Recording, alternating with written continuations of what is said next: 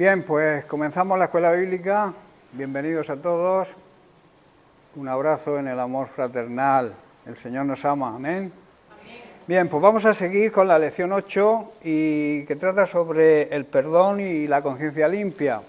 El primer tema ya lo hemos tratado, el perdón. Quiero hacer un pequeño resumen.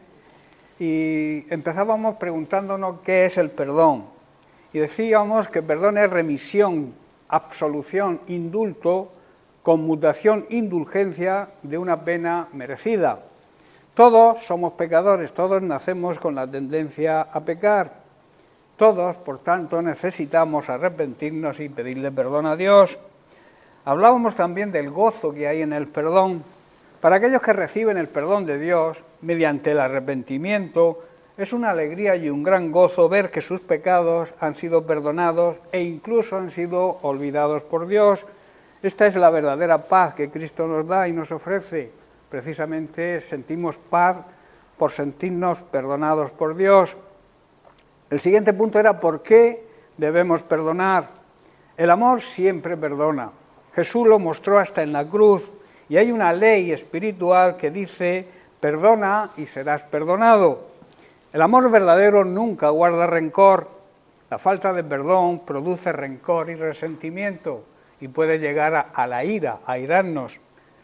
El amor verdadero, por tanto, tiene un gran poder. El poder del perdón, en el perdón hay un gran poder. Existe un gran poder de liberación cuando ejercitamos el perdón. Jesucristo nos lo demostró pidiendo al Padre el perdón sobre sus enemigos, porque se desatan a dos personas. Tú, cuando perdonas, te desatas, pero también desatas a la persona que te ha ofendido. La obligación de perdonar y de pedir perdón cuando nos toque trae liberación. También estuvimos hablando de las 4 clases de perdón.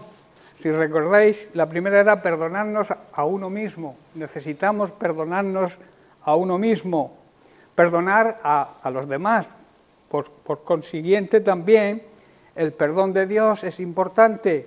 Y también tocábamos un punto que era perdonar a Dios, saber pedirle perdón a Dios también por dudar de Él, porque a veces le achacamos cosas que no vienen de Él y sentimos resentimiento contra Él. Por eso hablamos de pedirle perdón a Dios y perdonar a Dios, porque a veces tenemos recelo y resentimiento con Él.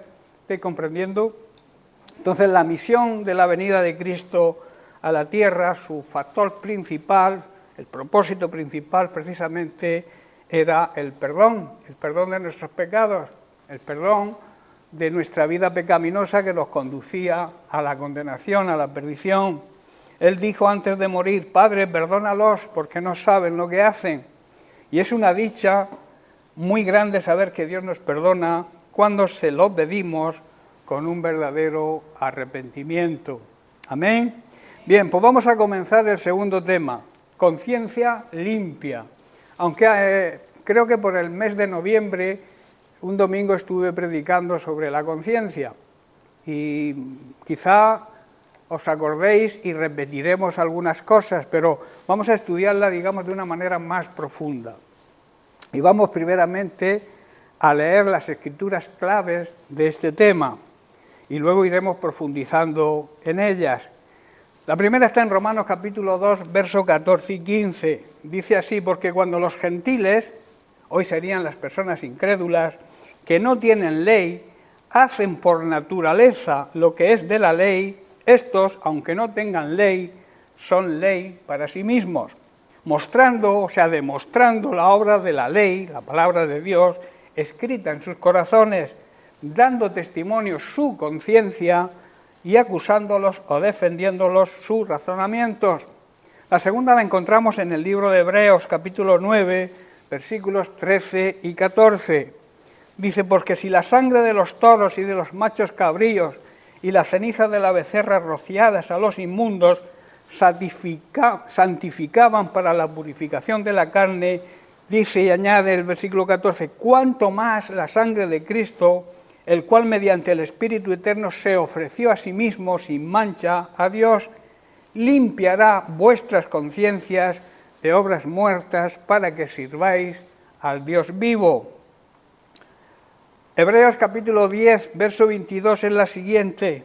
Dice, acerquémonos con corazón sincero, en plena certidumbre de fe, purificados los corazones de mala conciencia y lavados los cuerpos con agua pura. Sabéis que el agua es una simbología en la Biblia de la palabra de Dios. Y Pablo también le escribe a Timoteo en su primera carta, capítulo 1, verso 19. Dice, manteniendo la fe y la buena conciencia, desechando la cual naufragaron en cuanto a la fe algunos. Y en el versículo 5 también vemos una advertencia en este mismo capítulo de la primera carta de Timoteo, una advertencia contra las falsas doctrinas. Dice, pues el propósito de este mandamiento es el amor nacido de un corazón limpio, de una buena conciencia y de fe no fingida. Y la última palabra que encontramos, el último versículo que trata sobre este tema, está en Hechos capítulo 24, verso 16, donde vemos a Pablo en su defensa ante Félix, diciendo, y por esto procuro tener siempre una conciencia sin ofensa ante Dios y ante los hombres. Ahora, ¿qué es la conciencia y cómo funciona? Nuestra conciencia es como una voz interior que nos impulsa a hacer lo que creemos correcto y evitar aquello que creemos que está equivocado. Es una voz interior que nos da testimonio acusándonos si esa conciencia cree que estamos equivocados o defendiéndonos si cree que tenemos razón. ¿Estáis comprendiendo? En Romanos capítulo 2, verso 15, Pablo, refiriéndose a personas inconversas que hemos leído, dice lo siguiente, mostrando la obra de la ley escrita en sus corazones, dando testimonio su conciencia. La conciencia siempre da testimonio de lo que realmente hemos aprendido y hemos creído, y acusándonos o defendiendo nuestros razonamientos. Ellos, las personas incrédulas, de alguna manera, los no creyentes, de alguna manera tienen la ley de Dios, la palabra de Dios escrita en sus corazones. Pues cuando se nace, ya se nace, Dios nos regala la conciencia, porque la conciencia es un regalo de Dios y la regala a todo ser humano, sea creyente o no sea creyente. Cuando nacemos con una conciencia. ¿Qué nos compete a nosotros?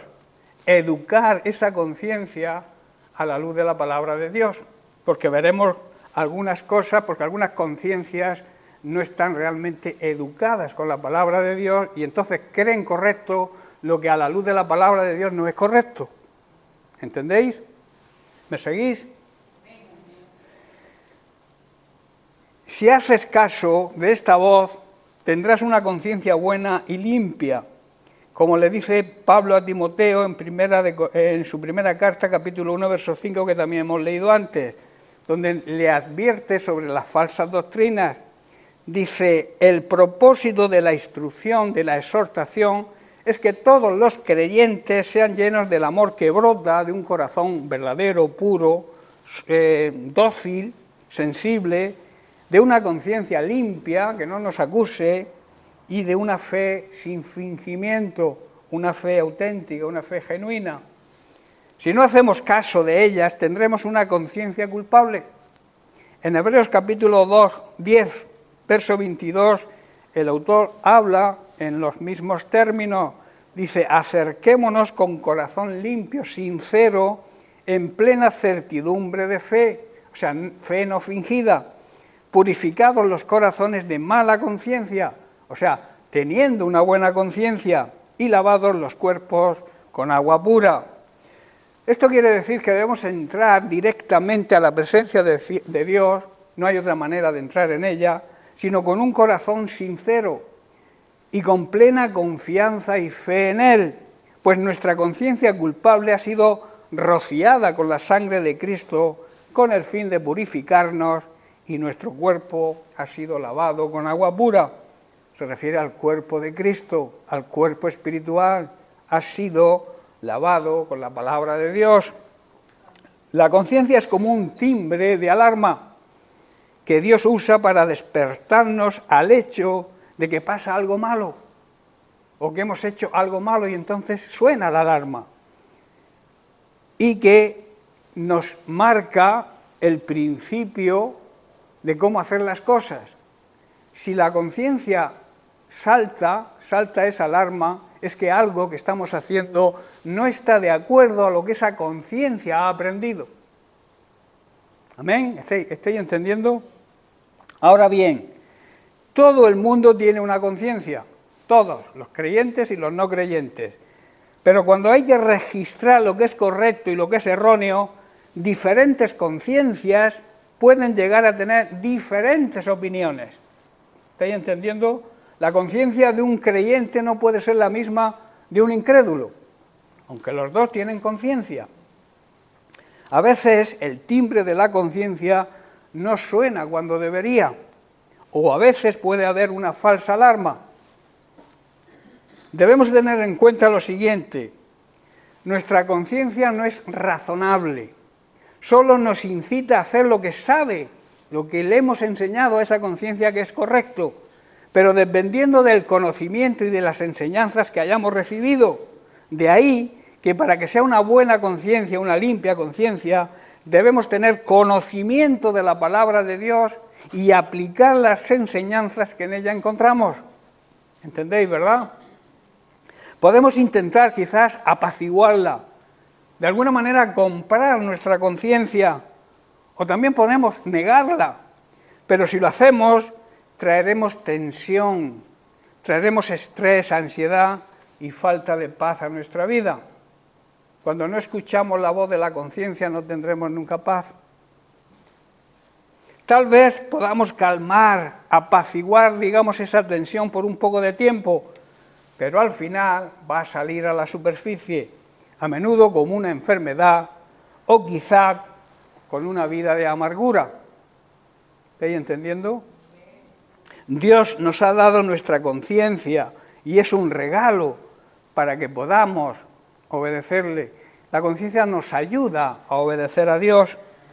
En esa situación, digamos, ideal, con conciencia bien enseñada, conciencia bien educada y bien instruida en los conceptos y valores bíblicos, estaría programada para mostrarnos siempre cuándo estamos haciendo lo que Dios quiere y cuándo no. En nuestro estado caído, vida de pecado, cuando vivimos en pecado, se tiene una conciencia que no siempre refleja la perfecta voluntad de Dios. Y me explico. La gente es criada en su niñez de diferentes maneras y mientras crecemos, la conciencia se va entrenando y se va instruyendo. Esta programación de la conciencia puede o no estar en la línea con lo que Dios realmente quiere. Lo que se da a nuestra mente, a lo que enseñamos a nuestra mente, concerniente a lo que es correcto o erróneo, determinará el funcionamiento de nuestra conciencia. ¿Comprendéis, verdad? Sé que sois bastante inteligentes. Pues os voy a poner un ejemplo, por si andáis un poco perdidos algunos. Vamos a ver, tu padre te enseña de pequeño a mentir. Tu padre te enseña a robar. Entonces creces creyendo que esto está bien, que no es malo, puesto que lo hace tu propio padre. Tu conciencia lo asimila y para ella es correcto. ¿Estáis entendiendo? Por eso la necesidad de educar nuestra conciencia en base a los valores éticos y morales de la palabra de Dios. Es una necesidad educar nuestra conciencia. Y como creyentes tiene que estar instruida y educada y formada a la luz de la palabra de Dios. Nuestra conciencia, digamos que es como un ordenador. Solamente llegarán las respuestas correctas si le damos la información correcta. ¿Estáis entendiendo? Dios quiere programar, o sea, reprogramar nuestra conciencia para que actúe como guía y como brújula, que nos enseñe el camino y la guía de Dios cada vez que tomemos una decisión. Esto limitará nuestra desobediencia y nos ayudará a hacer lo que Dios quiere y desea que hagamos. y por tanto de esta manera nos pueda bendecir, seremos bendecidos. Necesitamos por tanto dejar que Dios cambie, instruya y eduque nuestra conciencia con su palabra, y además debemos estarle agradecidos por permitir renovar nuestra mente. Pero esto es una realidad, hermanos, esto es largo, esto lleva su tiempo. No es fácil educar la conciencia.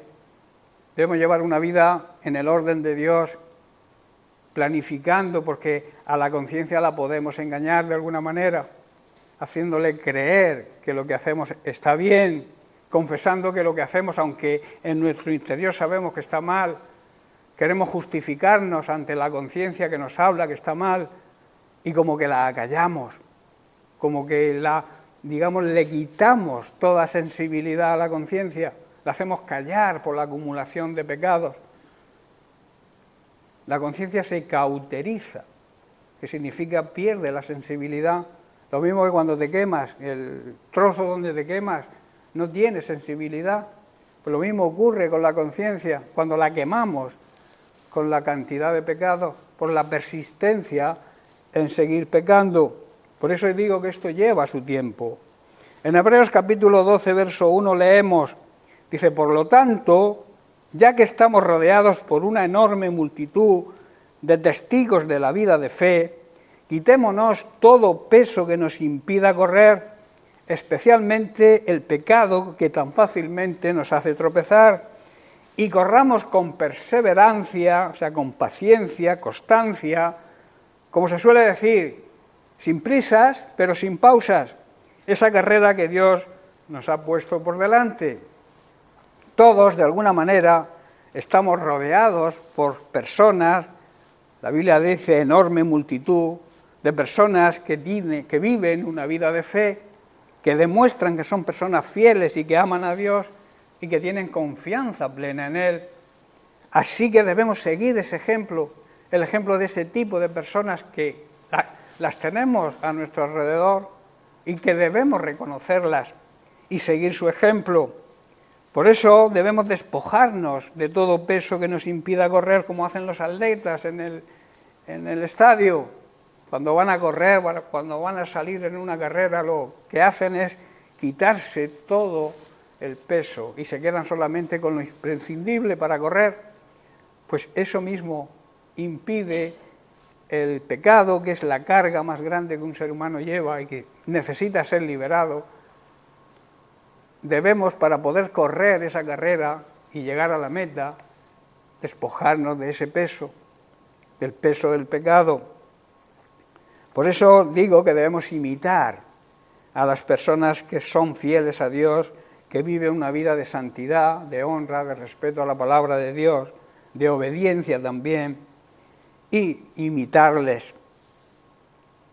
Los límites impuestos por Dios. Existen unos límites, unos parámetros que Dios ha establecido para enseñarnos lo que está bien o está mal.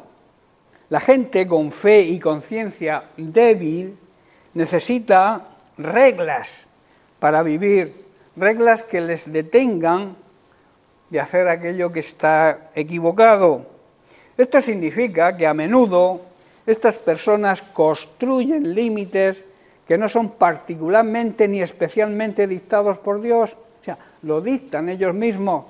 Son restricciones o parámetros que quizá les puedan ayudar. Sus conciencias son entrenadas para ayudarles a permanecer dentro de esos límites, de esos parámetros, aunque no estén de acuerdo de Dios. Por eso insisto, debemos buscar la palabra de Dios, estudiar, meditar, escuchar la palabra de Dios, para que entendamos no los parámetros que nosotros nos pongamos por nuestro propio interés quizás, sino escuchar y entender los parámetros de Dios, las líneas rojas que Dios establece y que ningún hijo de Dios puede traspasar. Hoy se habla mucho de líneas rojas, ¿verdad?, en política y en la sociedad, de que no debemos atravesar ciertas líneas.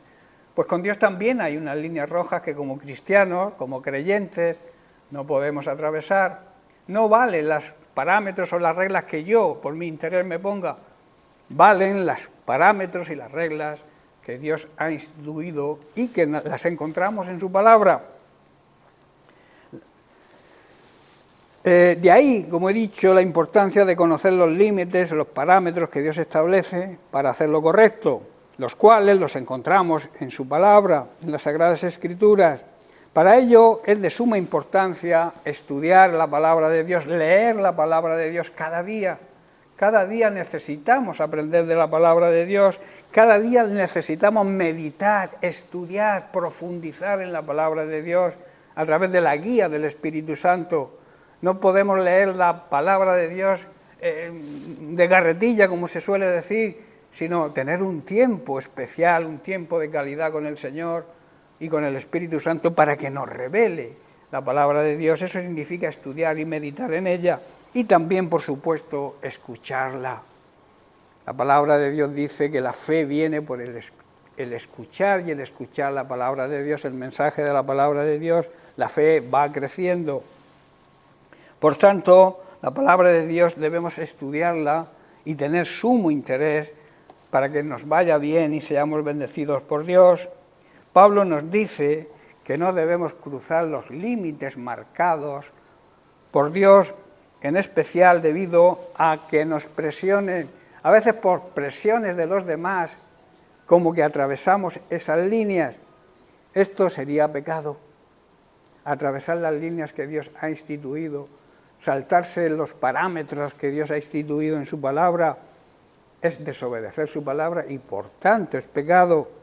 En Romanos capítulo 14, leemos los versículos del 21 al 23, dice: bueno es no comer carne, ni beber vino, ni nada en que tu hermano tropiece, o se ofenda o se debilite.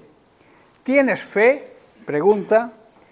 Tenla para contigo delante de Dios. O sea, no utilices tu fe para atacar ni para presumir sobre las personas débiles que tienen menos conocimiento.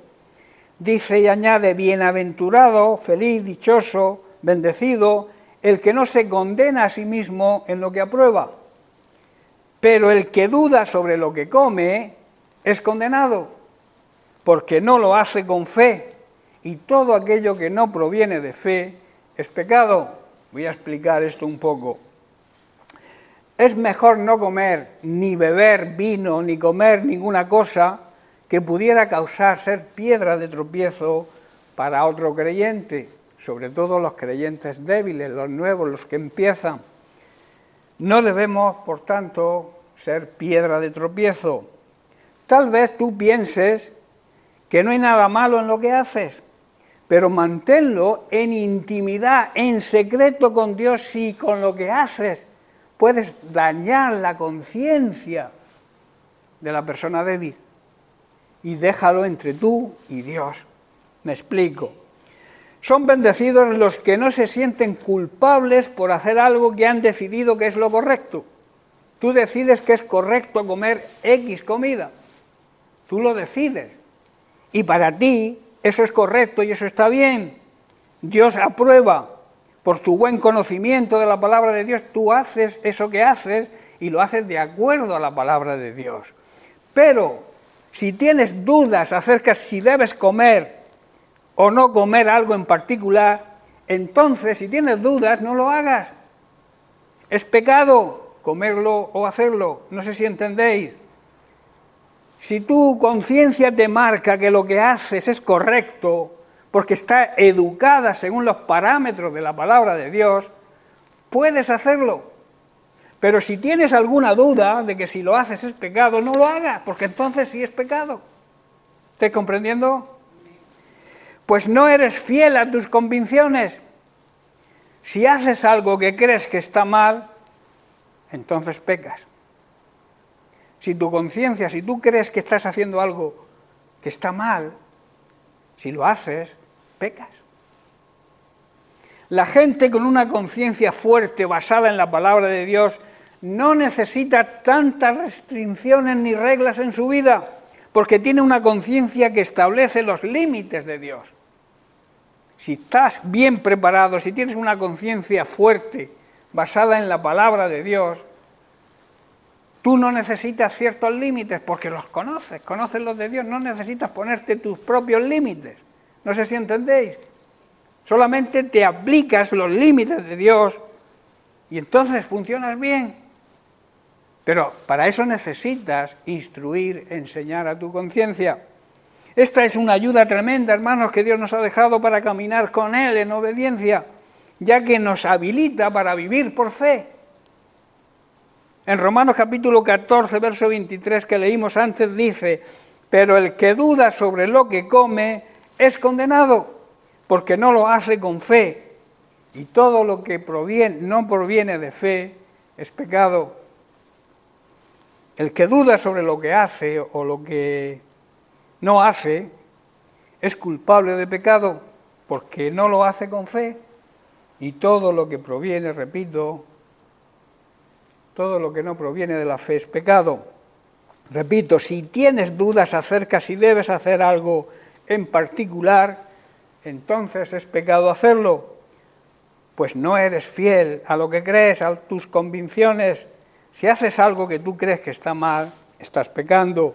Ahora, Dios nos libra de nuestros enemigos cuando somos fieles a nuestra fe y a nuestra creencia en Dios y en nuestra convicción de que Dios es un Dios real, un Dios que nos ayuda, un Dios que nos libra de nuestros enemigos.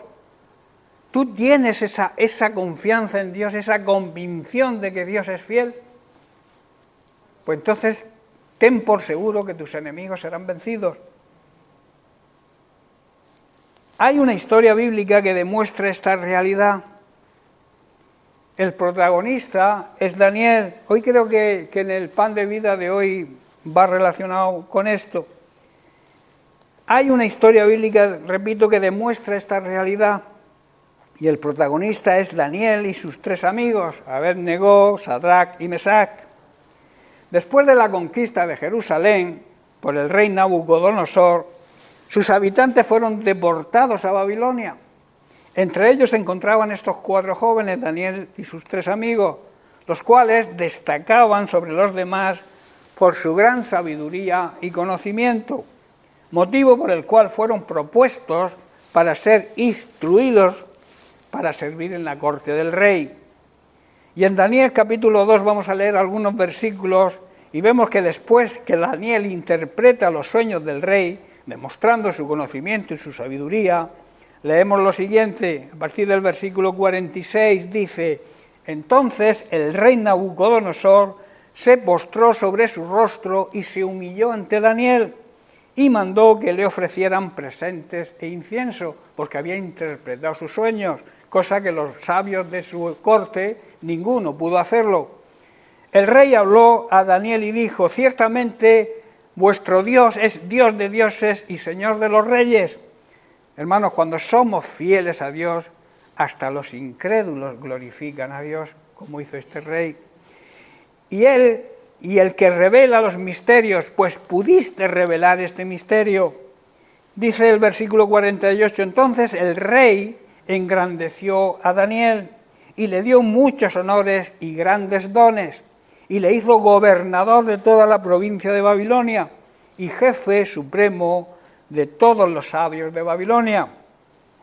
Y Daniel solicitó al rey y obtuvo que pusiera sobre los negocios de la provincia de Babilonia a sus amigos, a Sadrac, Mesac y Abed-Negó, y Daniel estaba en la corte del rey. ¿Pero qué ocurrió? Tiempo después, el rey levantó una estatua de oro de su propia imagen y publicó un edicto que todos deberían postrarse y adorar a esa estatua. Ante la negativa de los 3 jóvenes amigos de Daniel de adorar la estatua de oro y el gran enfado que cogió el rey, fueron arrojados a un horno de fuego. Así es lo que marcaba el edicto. Y aquí es donde emerge la figura de Dios, aquí es donde emerge, donde Dios interviene. Dios intervino para salvarlos. Lo vemos en el capítulo 3 del propio libro de Daniel, a partir del 24 versículo. Dice, entonces el rey Nabucodonosor se espantó y se levantó apresuradamente y dijo a los de su consejo, ¿no echaron a 3 varones atados dentro del fuego? Ellos respondieron al rey, es verdad, oh rey. Y él dijo, he aquí yo veo 4 varones sueltos que se pasean en medio del fuego sin sufrir ningún daño.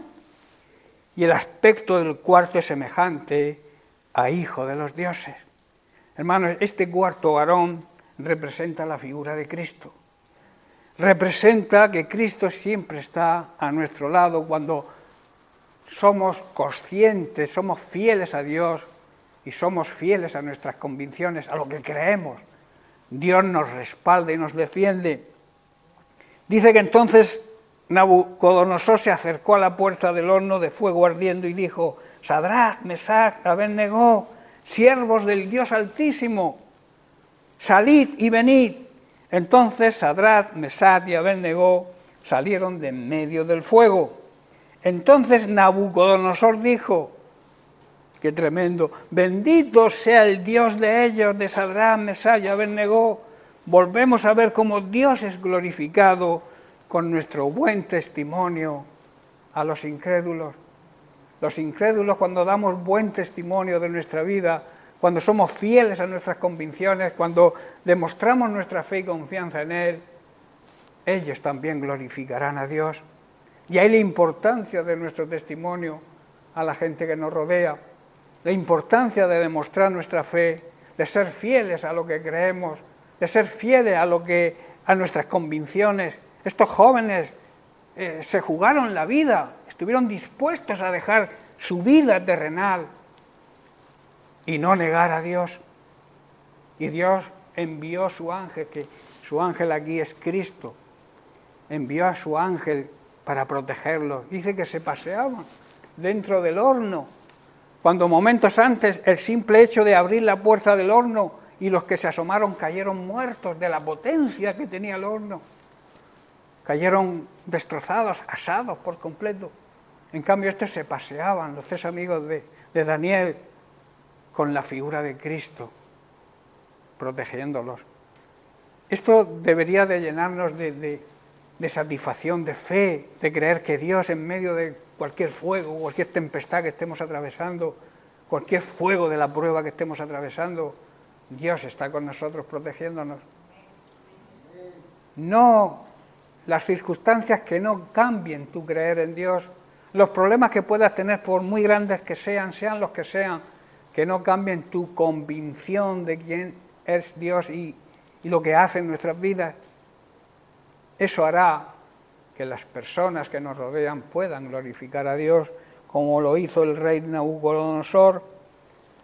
Y sigue diciendo Nabucodonosor, el rey, dice, envió su ángel y le libró a sus siervos que confiaron en él y que no cumplieron el edicto del rey, y entregaron sus cuerpos físicos, los entregaron a la muerte antes que servir y adorar a otro Dios que no fuera su Dios. Qué tremendo, ¿verdad? Qué tremendo ejemplo. Es un ejemplo para nosotros hoy. Es un ejemplo de fidelidad y de fe en Dios. Y luego también ocurrió algo más. También los puestos fueron restituidos. Y no solamente restituidos, sino que los ascendió, los puso en un orden mayor. Dice el verso 30, dice, luego el rey ascendió, subió de categoría a Sadrach, Mesach y Abed-negó a puestos aún más altos en la provincia de Babilonia. ¿Quieres que las cosas te vayan bien? Sé fiel a Dios. Sé fiel a tus convicciones. No te vuelvas atrás por muy fuerte que sea el fuego de la prueba. Jesús está ahí con nosotros para ayudarnos. La fe y la fidelidad, hermanos, a sus convicciones de estos 3 jóvenes fue un gran ejemplo para los judíos en su época y para todos los cristianos desde la iglesia primitiva hasta nuestros días. Y su historia está incluida en la Biblia precisamente por eso. Si leemos en el libro de Hebreos capítulo 11, donde se define lo que es la fe, luego viene la lista de los héroes de la fe, y ellos, aunque no son nombrados por sus nombres, también están ahí incluidos, porque dice el versículo 33, dice que por su fe conquistaron reinos, se refiere a los héroes de la fe, hicieron justicia, alcanzaron promesas, taparon bocas de leones, apagaron fuegos impetuosos. Aquí es donde esta frase indica, se refiere a estos tres jóvenes. Evitaron filo de espada, sacaron fuerzas de debilidad se hicieron fuertes en batallas y pusieron en fuga a los ejércitos extranjeros y enemigos. Hermanos, esto debe ser un gran ejemplo para la Iglesia contemporánea, que esto nos anime a tener fe y confianza en Dios, a saber que lo que creemos en un Dios real, un Dios que no es una película, no es una ficción, no es un cuento de hadas, es un Dios real, que a través de su palabra cambia la vida de las personas.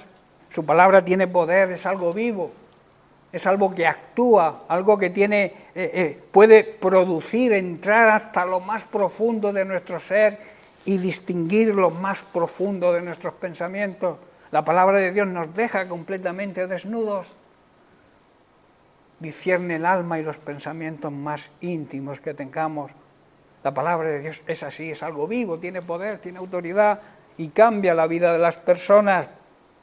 Por eso debemos mantenernos fieles a nuestras convicciones, a nuestra fe y confianza en Dios, pase lo que pase, porque Dios siempre nos va a librar de cualquier situación. Recuerda, tu conciencia es el timbre de alarma de Dios. Si está sonando, necesitas comprobar si te está señalando algo que no es correcto. Atiende la alarma de tu conciencia. Hacer lo correcto, guiados por una conciencia moldeada por la palabra de Dios, llega a ser la protección de Dios, la barrera construida por Dios para proteger nuestra vida cristiana. Es como una barrera que Dios nos pone para protegernos de las mentiras del diablo. Cuando vamos a hacer algo que no está bien, la conciencia nos habla y tenemos que estar receptivos a esa conciencia y sobre todo educar nuestra conciencia de acuerdo a los parámetros divinos, a las reglas y los parámetros divinos, a los mandamientos que encontramos en su palabra. Ahora, ¿qué ocurrió con nuestra conversión? El camino que nos condujo a la conversión fue el Espíritu Santo. El Espíritu Santo usó nuestra conciencia para hacernos sentirnos culpables. Es su trabajo convencer, así lo dice la Biblia, convencer plenamente al mundo de culpabilidad en cuanto a pecado, justicia y juicio. Ese es el trabajo del Espíritu Santo.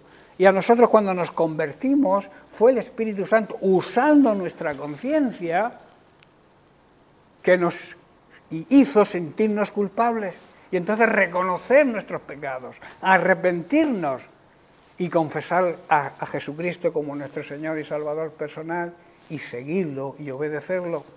Eso lo hizo el Espíritu Santo utilizando nuestra conciencia, por eso la importancia de nuestra conciencia. En Juan capítulo 16:8 vemos precisamente esto, y cuando Él venga, dice Jesús, el Espíritu Santo se refiere, convencerá al mundo de pecado, convencerá al mundo de la justicia de Dios, que Dios es un Dios justo, que premia, pero también castiga, que premia al que lo hace bien, pero castiga al que lo hace mal, y del juicio venidero. Esa es la función del Espíritu Santo hoy en día. Fue su convicción la que nos dirigió a Cristo. La convicción del Espíritu Santo fue la verdad del Evangelio metida en nuestra vida, que iluminó nuestra conciencia y trajo una nueva conciencia del pecado que no habíamos conocido antes. Antes de convertirnos no teníamos convicción de que lo que hacíamos era pecado, ¿verdad? Hacíamos lo que todo el mundo hacía, pero el Espíritu Santo nos muestra que lo que hacíamos, que no estaba de acuerdo a los parámetros de Dios, era pecado, y entonces nos arrepentimos y dejamos de hacerlo, dirigidos por nuestra conciencia, que a su vez es dirigida por el Espíritu Santo. Nuestra conciencia llega a estar más consciente del camino de Dios cuanto más dejamos que la verdad de Dios entre en nuestra vida. La verdad de Dios es su palabra. Cuanto más dejamos que la palabra de Dios nos llene nos alimente espiritualmente, nos dé el conocimiento necesario para distinguir lo que está bien y lo que está mal. Al aprender a andar en los caminos del Señor, a andar en su verdad, hallaremos que en muchas maneras y en muchas situaciones tendremos más libertad, la libertad que Cristo nos ofrece. En Juan capítulo 8, verso 32, Jesús nos dice, son palabras de aplicación para nosotros hoy, dice, y conoceréis la verdad, y la verdad os hará libres. Tendremos conocimiento de la verdad, conocimiento de la palabra de Dios, y al vivir de acuerdo a ella, tendremos libertad de ser libres de cualquier atadura, sobre todo de la atadura del pecado, y también seremos libres y sabios para tomar decisiones y que estas decisiones sean las correctas. Amén. En 1 Corintios capítulo 8, versículos del 7 al 13, Pablo dice, pero no en todos hay este conocimiento, porque algunos habituados hasta aquí a los ídolos, comen como sacrificado a ídolos, y su conciencia, siendo débil, se contamina. O sea, no todas las personas saben esto. Algunos están acostumbrados a pensar que los ídolos son reales.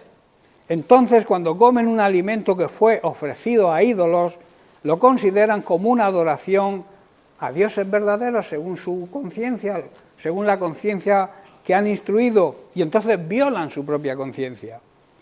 Si bien la vianda, la comida, dice el versículo 8, no nos hace más aceptos ante Dios, pues ni porque comamos seremos más, ni porque no comamos seremos menos. ¿Estáis entendiendo?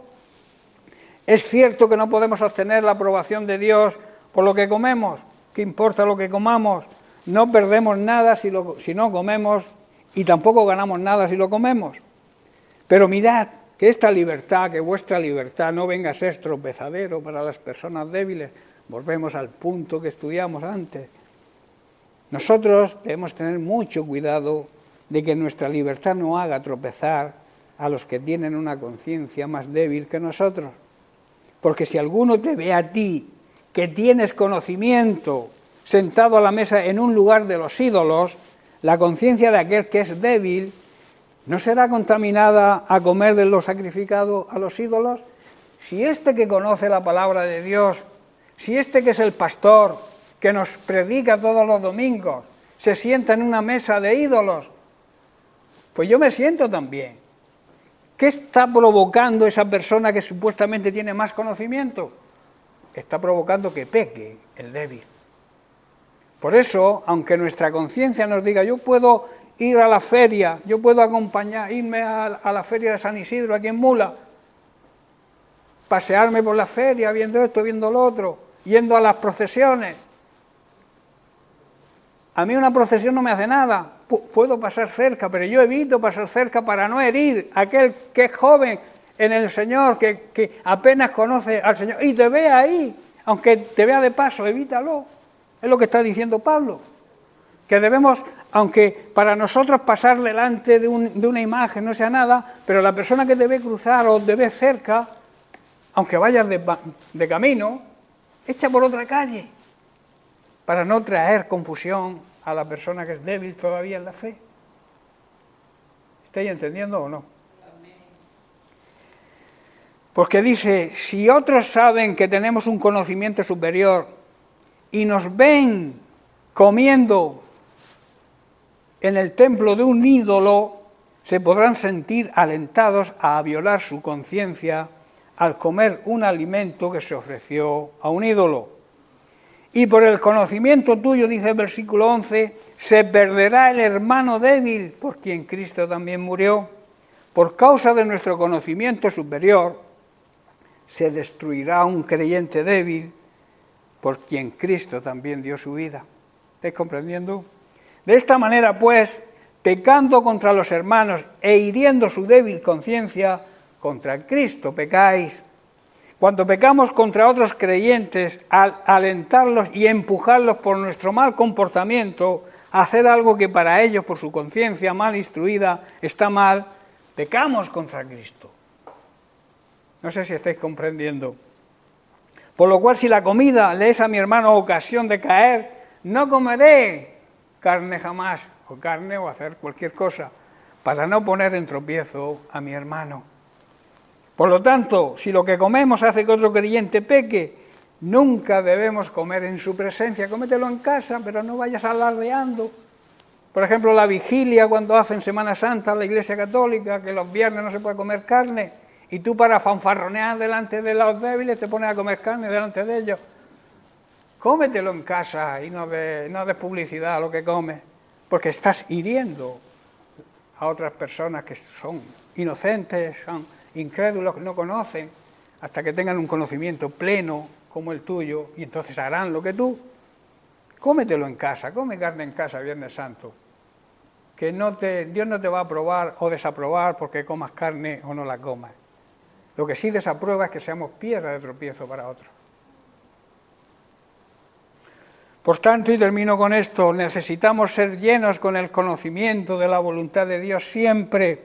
En Colosenses 1:9 Pablo escribe a la Iglesia, por lo cual también nosotros, desde el día en que lo oímos, no cesamos de orar por vosotros y de pedir, esta es la clave, que seáis llenos del conocimiento de su voluntad en toda sabiduría e inteligencia espiritual.